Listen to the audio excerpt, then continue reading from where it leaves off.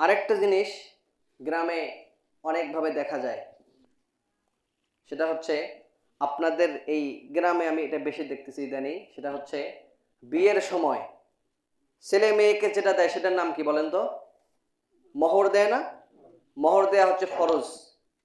মোহর দেয়া কি ফরজ।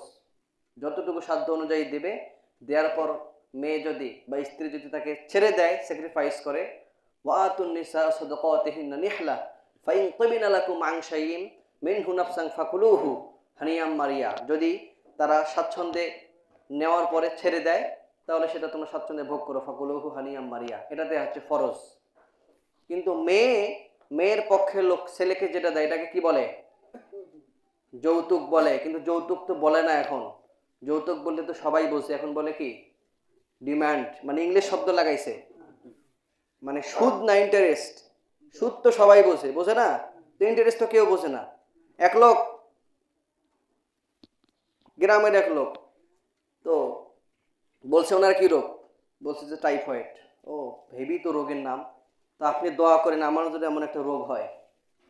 মানে গরিব মানুষ তো স্মার্টলি একটা নাম শুনছে না, টাইফয়েড, কিন্তু মূলত এটা জ্বর না। জ্বর তো সবাই বলছে, জ্বর সর্দি এগুলো সবাই। যখন শুনলাম যে টাইফয়েড অনেক সুন্দর একটা জিনিস, সেটা মনে হয় দেখতেও অনেক সুন্দর হবে, তো বলছে দোয়া করেন এটার জন্য আমারও হয়। পরে যখন বললো এটা জ্বর, বললো তাহলে তো ঠিকই আছে, দরকার নেই। এজন্য শব্দের প্রয়োগের অনেক সিস্টেম আছে। তো এটাকে আপনি যৌতুক বলেন অথবা ডিমান্ড বলেন না কেন, এটা হালাল নাকি হারাম? হারাম।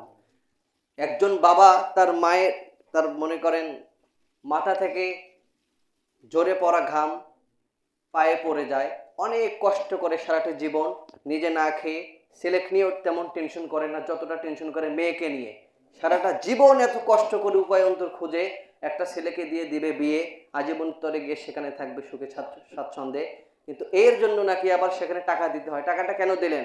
যেন আপনার ওই জামাই আপনার মেয়েকে না মারে এজন্য, যেন কখনো ছেড়ে না দেয় এজন্য, মানে যেন কখনো কোনোভাবে বড় কথা না বলে এজন্য, নাকি যেন আপনার জামাই কখনো আপনার মেয়েকে কাজের কথা হার্ডলি না বলে এজন্য? যদি এটা করেন তাহলে আপনিও গুনার ভাগীদার। আপনি কেন দিলেন এটা? আপনি তাকে যেটা দিলেন সে তো হারাম গ্রহণ করলো, কিন্তু আপনি তো হারাম দিলেন, তাহলে আপনার দুজনেই তো হারাম কাজ করলেন। এই যে হারাম কাজ করেন জন্যই, হারাম কাজ আমরা করি জন্যই ওই মেয়েকে বিয়ে দিছি, দেখবেন কোনো সুখ শান্তি নাই সেখানে। আর গরিব মানুষটা বিয়ে দিছে মেয়েকে, একটা টাকাও ডিমান্ড দেয় নাই, পাইলে তারা আরো সব খরচ বহন করে নিয়ে গেল, সেটা নিয়ে কোনো টেনশনও নাই। আজীবন যে সে ডিভোর্স দিবে এই ভয়ও তার ভিতরে নেই। কিন্তু আপনি যে 5 লক্ষ টাকা দিয়ে মেয়েকে বিয়ে দিলেন, আপনারই ভিতরে অনেক ভয় কবে যে ছেড়ে দেয় আপনার জামাই। কারণ এখনকার ছেলেরা ওই যে কত টাকা শ্বশুর বাড়ি থেকে দিছে, অথবা কত টাকা তার কি বলে এটাকে মহারণা বেঁধে রাখছে, এই ভয় আর তারা করে না। 10-15 লক্ষ টাকা মোহর ধার্য করা ছেলেও স্ত্রীকে তালাক দিছে, এমন আছে না নাই? আছে। এজন্য হারামে কখনো যাবেন না। আপনার মেয়ে প্রয়োজনে বিয়ে আরো 5 বছর পরে দেন, প্রয়োজনে ভ্যান চালককে দিয়ে বিয়ে দেবেন, আজীবন কমপক্ষে সুখে শান্তিতে থাকবে এই নিশ্চয়তা আমি দেবো ইনশাল্লাহ। কিন্তু আপনি যে ওই ডিমান্ড দিলেন, হারাম দিয়ে তাকে সাহায্য করলেন হারাম খেতে, এই হারামের জন্য আপনার মেয়ের শান্তি হবে না কোনোদিন। হয়তো জামাই বিড়ি সিগারেট খায়, অন্য কোথাও অন্য চিন্তা ভাবনা নিয়ে ঘোরে, নয়তো বা চাকরি বাকরি হবে না, নয়তো বা দেখবেন যে মানে গাঁজা মদ খেয়ে পড়ে থাকে, নয়তো বা দেখবেন আপনার মেয়েকে প্রতিদিন রাতে পিঠায়, অথবা আপনার শাশুড়ি সবসময় জ্বালায়, মানে একটা না একটা থাকবেই। আল্লাহ যদি আপনার বাদী হয়ে যায়, বিবাদী হয়ে যায়, তাহলে সমস্যা আছে। আর মানুষ যদি বিবাদী হয় তাহলে তেমন কোনো সমস্যা নেই। আমি অবাক হয়ে গেলাম যে বিয়ে দেওয়ার আগে 5 বছর আগ থেকে বাবা টেনশনে থাকে মেয়েকে কিভাবে বিয়ে দেবে, ওই কি দিয়ে, ডিমান্ড দিয়ে। তাহলে একটা মেয়ের বাবাকে আপনি কতটা কতটা তার উপরে আপনি জুলুম করতে পারেন বলেন? আজীবন যে একটা মেয়েকে অনেকভাবে মাইন্ড সেট আপ করে, অনেকভাবে সিস্টেম করে পড়ালেখা করায় যে এই পর্যন্ত আসছে, এটাই তো ধন্যবাদ পাওয়ার যোগ্য। সে আবার মেয়েকে বিয়ে দেবে, এর জন্য তাকে অনেক দিন ধরে টাকা ইনকাম করে জমানো টাকা দিয়ে দিতে হবে, এই জুলুম আর করা যাবে না। এটা তো আসলে আপনারা যারা এখানে আছেন, আপনারা যদি কোথাও বিয়ে করেন, বিশেষ করে যুবক ভাইয়েরা, 1 টাকাও নেবেন না। পৃথিবীতে সুখী মানুষের গল্প শুনে রাখবেন, যারা শ্বশুর বাড়ি থেকে কোনো দিন কিছু নেয় নাই তারা আজীবন ধরে সুখে আছে। আর যারা শ্বশুর বাড়ি থেকে সব কিছু নিয়ে আসছে তাদের ঘরে কোনো সুখ নেই। কারণ সুখটা দেয় আল্লাহ রাব্বুল আলামিন। সুখ টাকা দিতে পারে না, পারে? যদি সুখ টাকায় দিত তাহলে কোটিপতির স্ত্রীরা তাদের স্বামীকে ছেড়ে চলে যেত না।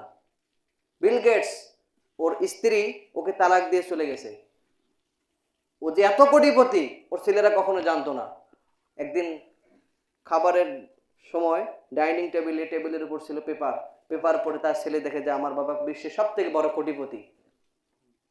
বিশ্বের যারা অনেক বড় বড় কোটিপতি ওনারা অনেক ফেস ফলো ব্যবহার করে চলেন, আমাদের সেই বুদ্ধি মাথায় নেই। তো যাই হোক, টাকা আপনাকে সুখ দিবে না, সুখ দিবে আল্লাহ রাব্বুল আলামিনের রহমত, আল্লাহ রাব্বুল আলামিনের প্রতি ভালোবাসা, আল্লাহ রাব্বুল আলামিনের প্রতি আস্থা। এগুলো আপনাকে কি করবে? সুখ দেবে ইনশাআল্লাহ। এই জন্য এটা অনেকদিন থেকে বলতে চাই, বলার সুযোগই হয়ে ওঠে না। আপনারা যারা যুবক ভাই আছেন, এখানে এখনো বিয়ে করেন নাই, বিয়ের প্রীতি বসবেন ইনশাআল্লাহ। আল্লাহ রাব্বুল আলামিন আপনাদের সকলকে একজন ভালো দিনদার মেয়ের ব্যবস্থা করে দিক, আল্লাহুম্মা আমিন। কিন্তু কখনো হারাম পন্থা অবলম্বন করবেন না ইনশাআল্লাহ।